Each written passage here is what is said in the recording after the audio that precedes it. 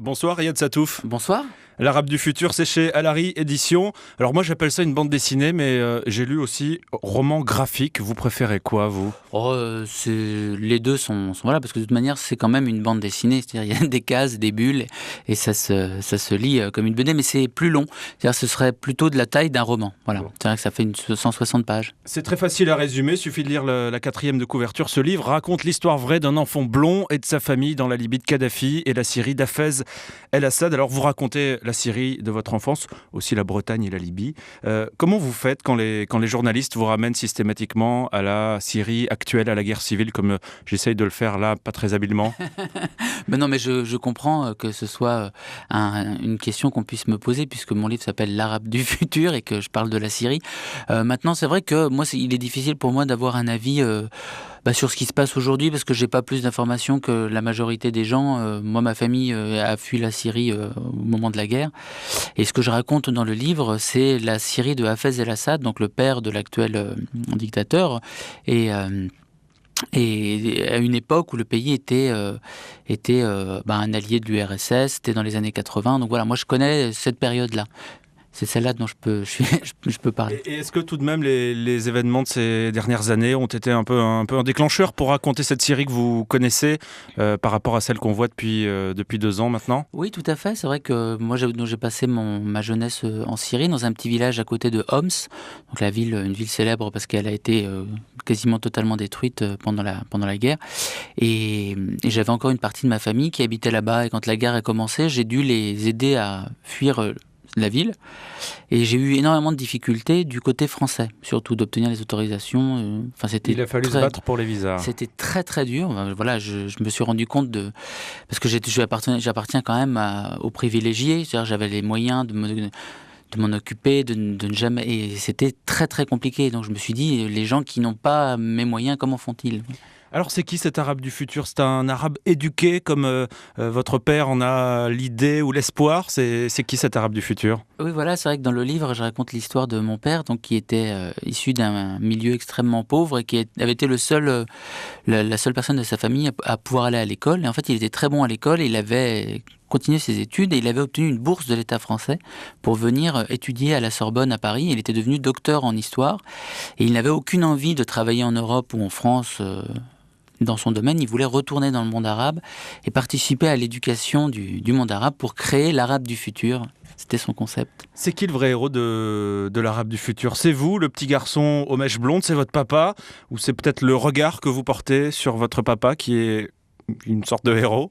Oui, ça me touche beaucoup que vous disiez ça. C'est ça, en effet. C'est le rapport éducatif entre une famille, entre un père, une mère et un enfant, et le regard que peut avoir un petit gamin candide qui n'a pas les codes pour juger ce qu'il voit sur son père, qui peut dire des énormités et des horreurs, et un gamin, ça ne les jugera jamais. C'est-à-dire, il faut des années avant de se rendre compte. C'est vrai qu'il est sympa, qu'il est drôle, ce regard enfantin sur la Libye, où on ne peut pas mettre de serrure sur les portes, où Kadhafi décide qu'à un moment, tout le monde doit changer de métier, les profs vont devenir paysans, les paysans vont devenir profs.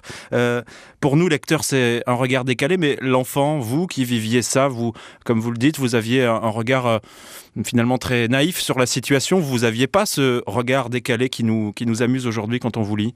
Oui, c'est vrai que c'est aussi pour ça que j'ai fait ce livre, c'est pour montrer ce double regard, parce que dans le livre, il y a à la fois donc les aventures de ce petit enfant candide qui assiste à des trucs affreux, qui voit des gens faire des trucs incroyables, etc., mais en considérant que c'est normal, et qui est complètement fasciné par le père. Et il y a une voix off qui accompagne quand même le lecteur et qui lui explique le contexte politique, le contexte sociétal du moment, pour justement lui avoir cette distance. Voilà. Je vous laisse ce double regard. Et on est assez fasciné par la précision du détail, par cette richesse qui vous revient en mémoire, par ces souvenirs très précis de petites choses, mais qui éclairent cette époque, que ce soit dans vos voyages familiaux de la famille Satouf en Bretagne, en Libye, en Syrie.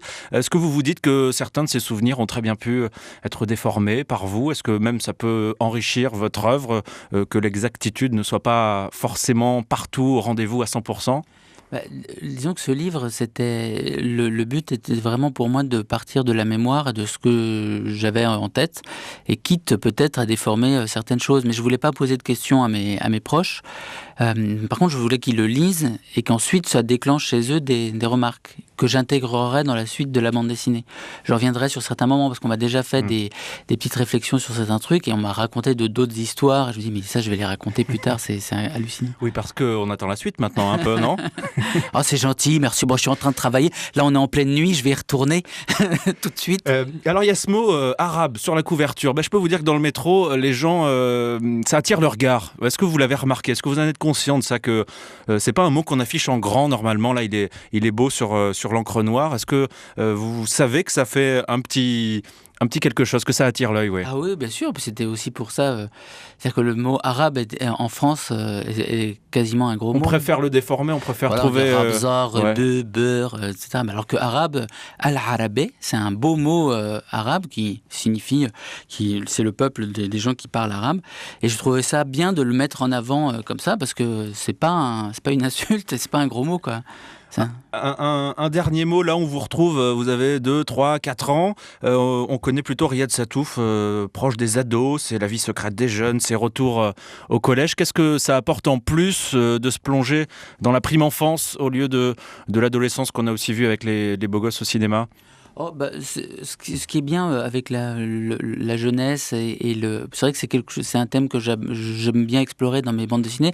J'aime bien la virginité des individus face à la vie. C'est-à-dire la première fois qu'on est amoureux, la première fois qu'on déteste quelqu'un, la première fois qu'on a c'est une grande page blanche qui se déroule sous les pas du petit Riyad. Et en fait, comme dans mes bandes dessinées, dans Les Vies secrètes des jeunes, je regarde comment les jeunes dans la rue font pour se parler, ou des fois je suis pas super tendre avec eux. Je me suis dit que j'allais me réserver le même... à l'œil acerbe. Voilà, j'allais me réserver le même traitement dans l'Arabe du futur. C'est ma propre jeunesse. On en parlait, mais le prochain tome, il est pour quand, qu'on sache? Parce qu'on reste un peu sur notre fin, on a envie de voir la suite. 2015, ça s'appelle L'Arabe du futur, c'est chez Alary Éditions. Et je vous remercie d'être passé nous voir, Riyad Sattouf. Merci à vous.